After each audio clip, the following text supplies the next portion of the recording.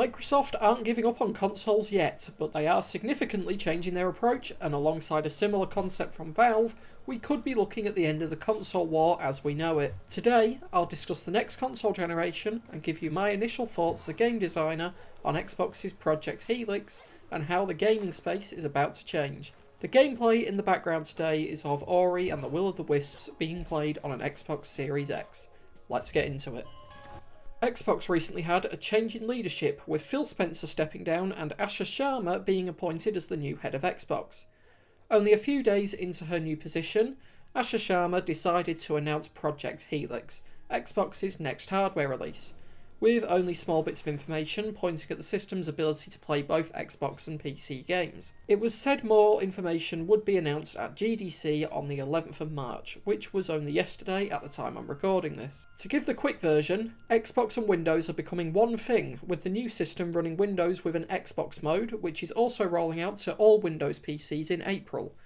This is likely a more updated form of the Xbox full screen experience that is seen on the ROG Xbox Ally X. This would presumably allow any Windows application and PC gaming storefronts for Windows to run on the new Xbox, as well as an option to use the traditional Windows desktop, essentially turning the device into a full Windows PC. If this console PC hybrid approach sounds familiar, then you would be thinking of the also recently announced Steam machine from Valve. That system will run SteamOS out of the box and will be capable of playing a significant portion of the Steam PC game library via native Linux ports or the Proton compatibility layer. While SteamOS initially boots to a console-like controller-centric interface, it also includes the KDE Plasma desktop environment, which allows it to switch to a traditional desktop mode and be used as a full Linux PC. Let's start by breaking down Project Helix and Xbox's new approach before we look further at the change to the industry these console PC hybrids will have as a whole. So let's start with the hardware. Like the current Xbox Series X and S and the last-gen Xbox One, the new system will use a custom AMD SoC. This chip will be designed to take full advantage of the next-gen DirectX and FSR Next. So far, the chip is said to improve in ray tracing performance and, of course, integrate hardware-accelerated artificial intelligence features, which was a given considering Microsoft's mammoth push of AI in recent years. With this, we can expect that AI will play a role in games from first-party Xbox game studios to showcase it as a key feature of the new hardware, regardless of whether or not it's actually going to be something players want to see in new games. FSR Next is also going to be a key feature the hardware will support, pointing at AI visual enhancements likely being the backbone of the graphical leap into next-gen console hardware. Not too much has been said about hardware as of now, so we can have a better idea of the new system by looking at the software details. Microsoft has said they want to break down barriers between console and PC games for more seamless cross-device play. At the moment, the biggest push in this cross-device play is the Xbox Play Anywhere program, which syncs game purchases and save data between Xbox Series, Xbox One and Windows PCs. This will likely be changed or scrapped for Project Helix, as Xbox games will become the same thing as a Windows PC game, with both the new Xbox and standard PCs running the same executables and running on the same back-end APIs such as the new DirectX. We don't know whether Project Helix will run the current Windows 11 or if Microsoft will come out with a new version before then. Regardless of what version of Windows it is, it will run the new Xbox mode, which will likely be an updated version of the Xbox full screen experience we've seen on the ROG Xbox Ally X. And this mode will be rolled out beginning in April, likely to the Windows Insider program initially, and I'll be sure to take a look at that when I get a chance, so subscribe now if you would like to see that. So if you play games on Windows or Xbox, what can you expect once all of this launches in the future?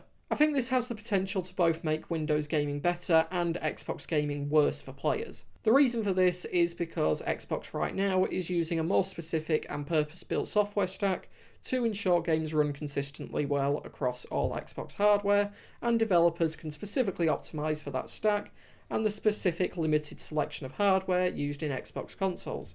This will change with Project Helix, and the Xbox console will just be treated as any other Windows PC for the most part.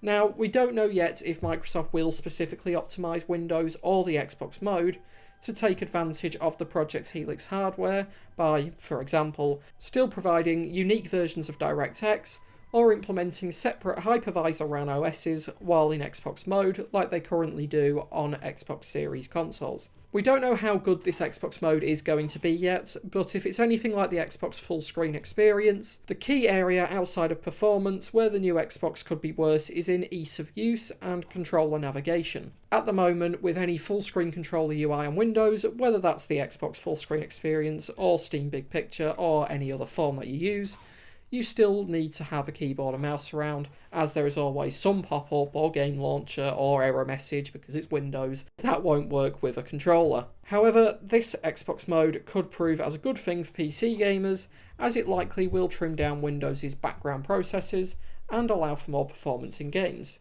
This is all just a lot of guesswork though at the moment, and it could end up being better for everyone in the end. Opening up Xbox to access Windows was always an obvious step Microsoft could take, and I think making all PC games available to Xbox players is a really good thing. Before we get on to how it impacts developers, let's discuss how Project Helix and the Steam Machine are set to change the console market and gaming industry as a whole. This will essentially put the traditional console war to an end. Ever since the days of the Super Nintendo versus Sega Genesis, there has always been at least two consoles battling it out for the most powerful hardware. Nintendo withdrew from that battle with the Wii and have since done their own thing and have not competed at the same level as Xbox and PlayStation, and now with Xbox going for this console PC hybrid approach, it puts them in a different level of competition as well. Where things stand now, it can be argued that both Sony and Nintendo have won the console war in their own ways.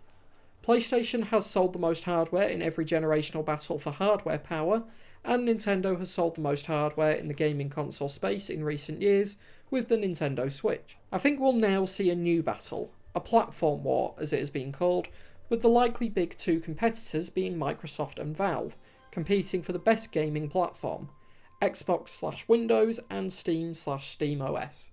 While of course hardware sales will be a factor in this, it's going to be more about active users on each platform to decide who wins. Since Steam is already the largest storefront for PC gaming, Microsoft will have a battle to catch up, especially if their new hardware will be perfectly capable of running Steam. But then on the other side, people who buy the Steam machine could also choose to install Windows and use the Xbox mode. This is why hardware sales will no longer be at the front of the battle. As for Sony and Nintendo, they will likely just continue on their current paths, with Sony likely being the next to announce new hardware, and it will likely still be full console with no PC modes, and Nintendo will keep going with the Switch 2. This essentially puts the big three on different paths instead of fighting to keep on the same one. So finally, how does this big change affect developers and game development? Well, if anything, it could make it easier. Instead of Xbox being another platform porting job for a game, it would end up being capable of just playing the Windows PC build. Some developers might still apply specific optimizations for just the Xbox hardware, but it's no longer a requirement to build for that hardware. The same thing will go for the Steam machine. It can also just run Windows PC builds via Proton, and this will likely be the way to go for most developers, unless Linux and SteamOS get a massive install base, so a native port is worth doing. I could see us being at a point within the next couple of years where Windows is at the centre for game development, in the sense of the Windows build gets priority, as multiple consoles and, of course, a lot of PCs will now run that build. PlayStation will obviously still get the same level of support because they will always be massive unless they really mess up, and Nintendo Switch 2 will see ports that make sense to release there, but will likely miss out on some big multi-platform hits still, due to its lack in performance. But that is all the information we have for now on Project Helix. I will cover any big news surrounding it in the future, and I will be sure to take a look at the Xbox mode for Windows when I can get my hands on it. If you want to see more in the future, then please do like and subscribe to help support the channel.